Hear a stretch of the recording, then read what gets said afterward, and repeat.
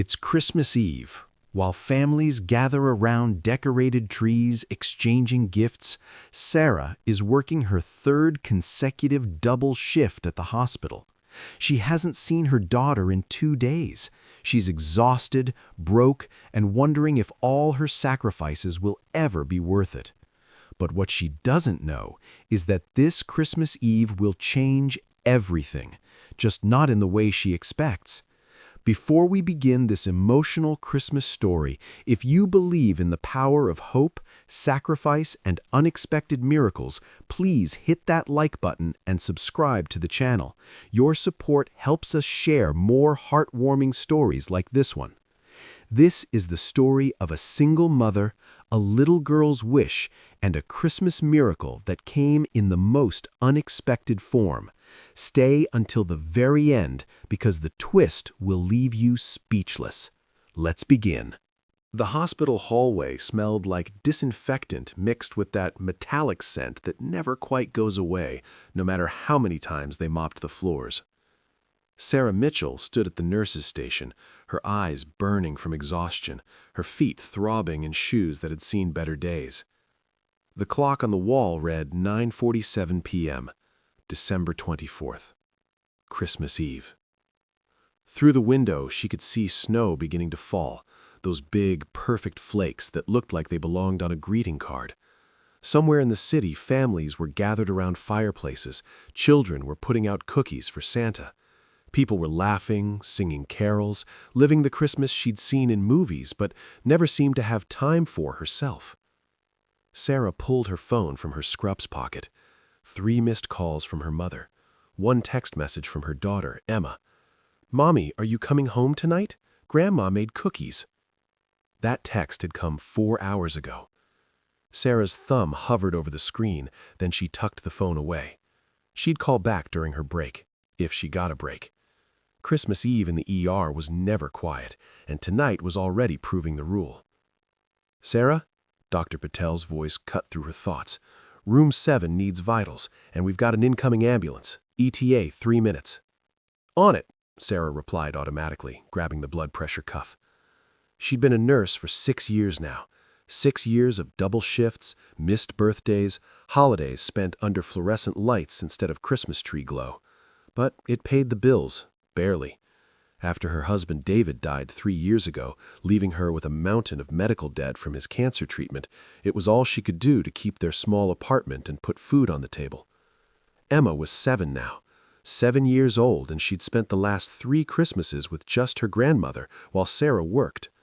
Each year, Sarah promised herself it would be different next time. Each year, it wasn't.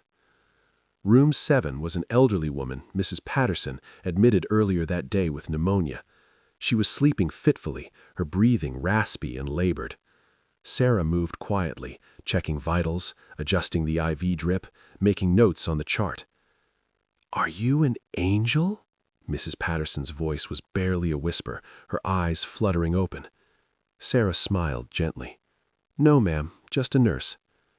"My angels always wore white, too," the old woman murmured, already drifting back to sleep. Sarah finished her notes and moved to the next room, then the next. The night blurred into a series of tasks, medications administered, bandages changed, hands held, tears wiped. She was good at her job, efficient, compassionate, but somewhere along the way she'd learned to wall off her own emotions. You had to in this work, otherwise you'd drown. At 11:30 p.m., she finally got her break. Sarah made her way to the small break room, microwaved some coffee that had been sitting on the burner since morning, and collapsed into a plastic chair. She pulled out her phone. The text from Emma was still there, along with 2 more. "Grandma says Santa knows where you are," and "I love you, Mommy." Sarah's eyes stung with tears she didn't have time to cry. She typed back, "I love you too, baby. Mommy will be home in the morning. Save me a cookie." But she knew. She knew that once again she'd missed it. The magic, the wonder, the look on Emma's face when she saw what Santa brought. Her mother would send photos, like she did every year, and Sarah would see her daughter's joy secondhand, through a screen. "You okay?" Marcus, one of the ER doctors, poked his head into the break room.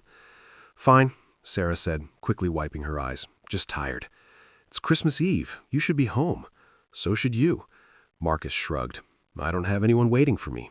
You do." Sarah didn't respond. What could she say? That she needed the holiday overtime pay? That Emma's school tuition was due in January? That she was still paying off David's hospital bills, working at the very hospital where he'd died? "How much longer on your shift?" Marcus asked.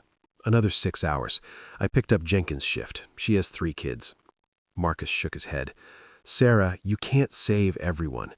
"I know," she said quietly, "but I can try." The break room door burst open. "We need everyone. Major car accident on the highway. Multiple victims incoming." The next 2 hours were chaos. The professional kind of chaos where everyone moved with practiced urgency, where every second counted, where Sarah's exhaustion disappeared under a wave of adrenaline and training. 5 victims, 2 critical. One was a little girl, maybe 9 years old, with blonde hair and a red coat that reminded Sarah so much of Emma that her hands almost shook as she helped cut away the fabric to access her injuries. "What's your name, sweetheart?" Sarah asked gently as they worked. "Lily," the girl whispered, terrified. "Where's my mom?" "Your mom is being taken care of," Sarah lied smoothly. She didn't know. She didn't have time to know. Her job was this child in front of her. "You're going to be okay. You're very brave." They stabilized Lily and moved her to surgery.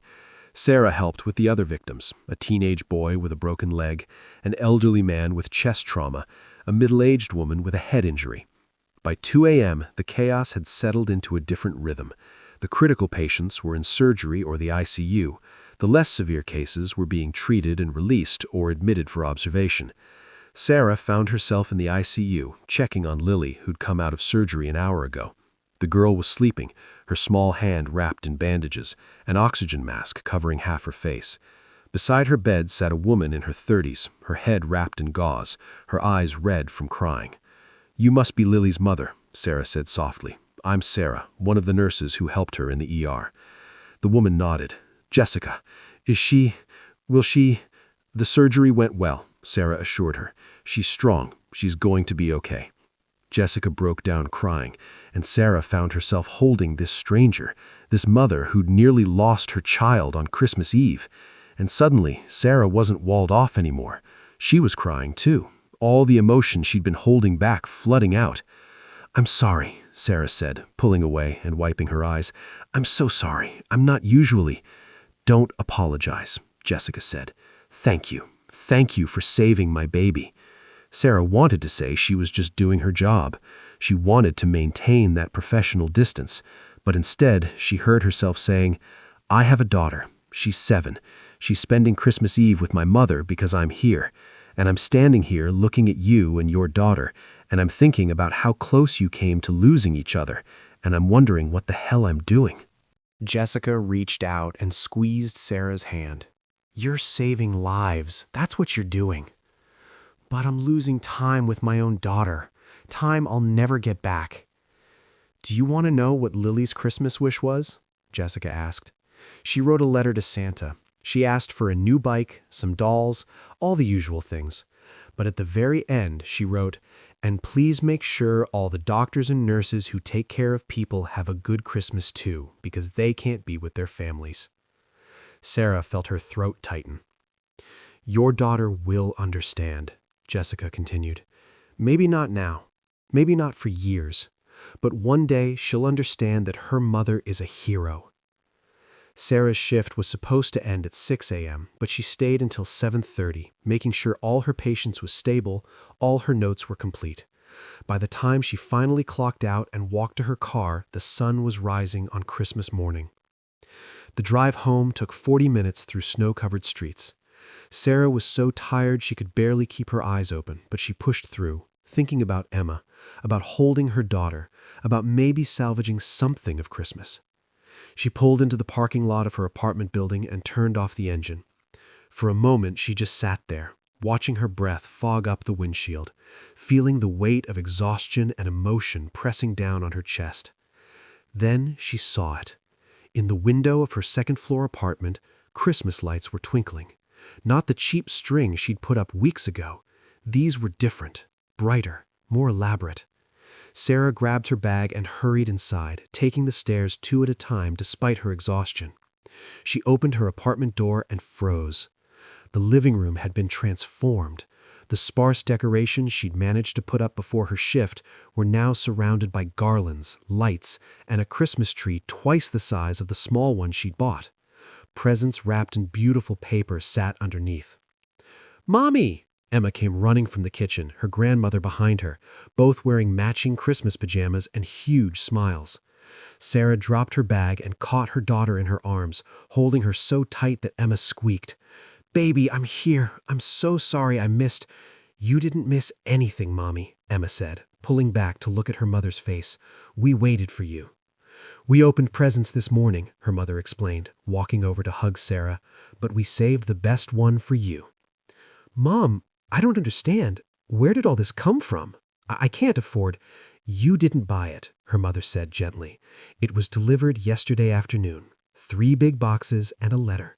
The letter said it was for the nurse who puts everyone else first." Sarah felt dizzy. "What? From who?" Her mother handed her an envelope. Sarah's hands shook as she opened it. Inside was a card with a simple message. "3 years ago, you held my hand while I died. You sat with me when my family couldn't get there in time. You told me it was okay to let go. You gave me peace in my last moments. I never forgot your name. I never forgot your kindness. This is from the estate of David Mitchell, for the nurse who gave his last hours dignity and comfort." Sarah's legs gave out. She sat down hard on the couch, the card falling from her hands. David. Her husband. But that didn't make sense. David hadn't left anything. There was nothing but debt. Medical bills that had buried her for 3 years. "Mom?" Emma's voice was worried. "Are you okay?" Sarah looked up at her mother, confusion written all over her face. Her mother sat down beside her, took her hand. "Sarah, honey, read the rest." There was another paper in the envelope. Sarah picked it up with trembling hands. It was a letter, but not from David. It was from a law firm. "Dear Ms. Mitchell, we represent the estate of Mr. Harold Patterson, who passed away 18 months ago. In his will, Mr. Patterson left specific instructions regarding a life insurance policy he maintained for his son, David Mitchell, whom he had disowned years before their reconciliation. Mr. Patterson's will stipulated that upon his death, this policy, valued at $500,000, was to be delivered to the nurse named Sarah, who cared for my son in his final days at Mercy Hospital. We have been searching for you for over a year. It was not until we hired a private investigator who tracked your employment records that we were able to locate you. Per Mr. Patterson's instructions, we have also settled all outstanding medical debt associated with David Mitchell's final treatment. Additionally, Mr. Patterson established a trust fund for Emma Mitchell, his granddaughter, to be used for her education. The trust is valued at $250,000. We apologize for the delay in reaching you. We hope this Christmas brings you the peace and security Mr. Patterson wished for his son's family." Sarah read the letter 3 times, 4 times. The words didn't seem real. David's father, Harold Patterson, the man who'd cut David off when he married Sarah, who'd refused to help during David's illness, who'd died bitter and alone while Sarah was still drowning in debt. But he'd left them everything. And he'd known. Somehow he'd known about her, about that night shift 3 years ago when David was dying, when his father had shown up at the last minute, too late for apologies, but not too late to be present. Sarah had held Harold's hand too that night, had let him cry on her shoulder, had given him a moment alone with his son before the end. "There's more," her mother said gently, pointing to a smaller envelope that had fallen out of the larger one. Sarah opened it. Inside was a handwritten note, shaky letters that looked like they'd been written by someone very old or very sick. "Sarah, I don't deserve forgiveness for how I treated my son. I let pride destroy my family. But in David's last hours, I saw how you loved him, how you cared for him, how you held his hand and told him he was brave. And I saw you keep working your shift even after he passed, because other patients needed you. I don't know if there's a heaven, but if there is, David is there telling me to take care of you and Emma. So that's what I'm trying to do. Give my granddaughter the life David wanted for her. And please, Sarah, give yourself permission to rest. You've carried enough weight for 3 people's lifetimes. Thank you for loving my son. Thank you for being the person I should have been. Harold. Sarah sat on the couch, her daughter pressed against her side, her mother's arm around her shoulders, and cried. Not sad tears, not tired tears. Tears of relief so profound it felt like she'd been holding her breath for 3 years and could finally exhale. Mommy? Emma looked up at her. Does this mean you don't have to work so much? Sarah pulled her daughter close, breathing in the scent of her strawberry shampoo, feeling the solid warmth of her small body, seeing the hope and love in her eyes. Yeah, baby, Sarah whispered. I think maybe it does. Outside, snow continued to fall on Christmas morning. Inside, for the first time in 3 years, Sarah Mitchell felt like she could breathe. But something was nagging at her. Something didn't quite fit. Mom, Sarah said slowly, looking at her mother, the letter said Harold died 18 months ago, but the Christmas decorations, the presents, the letter said they were delivered yesterday. Her mother's smile was strange, soft and sad at the same time. Sarah, honey, the presents weren't from Harold's estate. Those arrived yesterday, the legal papers and the check. The Christmas decorations and presents were delivered this morning while you were driving home from Mercy Hospital. Sarah shook her head. I don't understand. Her mother pulled out another envelope. This one was simple, with Sarah's name written in familiar handwriting. Sarah's hands shook as she opened it. Dear Sarah, you don't know me, but I know you. My name is Emily Richardson. 2 years ago, you worked the night shift on December 23rd when I was brought in after a suicide attempt. I was 19 years old, and I wanted to die. You sat with me for 4 hours, even though it wasn't your job. You held my hand. You told me about your daughter. You told me that the world was a better place because I was in it. I didn't believe you then, but you saved my life anyway. I'm 21 now. I'm in college. I'm studying to be a nurse because of you. I asked the hospital staff who'd worked the holidays for the past 5 years. I asked who never complained, who always picked up extra shifts, who was always there when patients needed someone. Your name came up 17 times. So I asked them all to contribute. Every doctor, every nurse, every staff member who'd ever worked with you. We all chipped in. Because you've given us so much, and you never asked for anything back. Merry Christmas, Sarah. You deserve every moment of joy. The decorations, the tree, the presents, they're from all of us. From every life you've touched, from every hand you've held, from every tear you've wiped away. You think you're just doing your job, but you're so much more than that. You're the reason people believe in angels. Thank you for saving my life. Thank you for saving all of our lives. Emily and 43 other grateful people from Mercy Hospital. Sarah couldn't speak, couldn't breathe, couldn't process what she was reading. Her mother was crying now too. They showed up at 6 a.m. this morning, Sarah. All of them. Doctors, nurses, janitors, cafeteria workers. Some of them had just finished their night shifts. They wanted to set everything up before you got home. They wanted you to have a real Christmas. But the presents. Open them, her mother said softly. With Emma's help, Sarah opened the first present. Inside was a gift certificate to a spa with a note from Dr. Marcus Chen. You always tell everyone else to take care of themselves. Now it's your turn. Another present, a beautiful framed photo of Sarah at work, holding a newborn baby, her face full of joy. The note read, "From the Johnson family. You delivered our daughter when her heart stopped. She's 3 now and healthy because of you. Thank you." Another, a handmade quilt with patches from dozens of people, each patch embroidered with a name and a date. The dates spanned 6 years. Each one was a patient Sarah had cared for. One after another, presents that weren't really presents. They were thank yous. They were memories. They were proof that every sacrifice, every missed Christmas, every double shift had mattered. "There's one more thing," her mother said, pointing to a large envelope she hadn't noticed. Inside was a letter from the hospital administration. "Dear Miss Mitchell, effective January 1st, you are being promoted to nurse supervisor.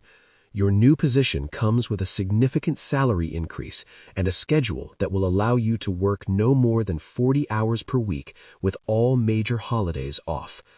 This promotion is based on unanimous recommendation from your colleagues as well as patient satisfaction surveys that consistently rank you as the highest-rated nurse in our facility's history. We are grateful for your service, and we want to ensure that you have time to care for yourself and your family while continuing the excellent work you do for our patients." Sarah looked at the letter, then at the presents, then at her daughter's face, full of wonder and love, then at her mother, who'd raised her to be strong, to be kind, to be selfless. And Sarah Mitchell, who'd spent 3 years working herself to exhaustion, who'd missed countless moments with her daughter, who'd thought she was drowning in debt and despair, finally understood. She hadn't been working all those nights to survive. She'd been building something. Not with money or plans or intentions. She'd been building a legacy of kindness. And now, when she needed it most, that kindness had come back to her, not just from one grateful patient's father, but from every life she'd touched. "Mommy?" Emma tugged on her arm. "Can we make hot chocolate now? And cookies? And watch Christmas movies?" Sarah looked at her daughter, really looked at her, not through the haze of exhaustion and worry, but with clear eyes and an open heart. "Yeah, baby," she said, pulling Emma into her lap. "We can do all of that. We have all day. We have all the time in the world." And for the first time in 3 years, it was true. Outside, the snow continued to fall, blanketing the city in white. Inside, Sarah Mitchell finally got her Christmas miracle, not in the form she expected, not from where she thought it would come, but real nonetheless, and infinitely more meaningful because it came from the one place money can't buy, the hearts of people she'd helped without ever expecting anything in return. Sarah thought she'd lost Christmas. She thought her sacrifices meant missing out on the magic, the joy, the moments that matter. But what she didn't understand was that every shift she worked, every hand she held, every life she touched, she was creating Christmas miracles for other people. And sometimes the greatest gift we can receive is the echo of all the good we've done coming back to us when we need it most. If this story touched your heart, if it reminded you that kindness is never wasted and sacrifice is never forgotten, please hit that like button and subscribe to the channel. Share this story with someone who needs to remember that their hard work matters, that their kindness counts, that they're making a difference even when they can't see it. Leave a comment telling us, have you ever been surprised by unexpected kindness, or have you been the person who gave it? We'd love to hear your stories. And remember, you don't have to work in a hospital to be someone's miracle. Every act of kindness, every sacrifice you make for someone you love, every moment you choose compassion over convenience, it all matters. It all comes back. Maybe not today, maybe not tomorrow, but it comes back. Thank you for watching. Merry Christmas. And never stop being the light in someone else's darkness. See you in the next story.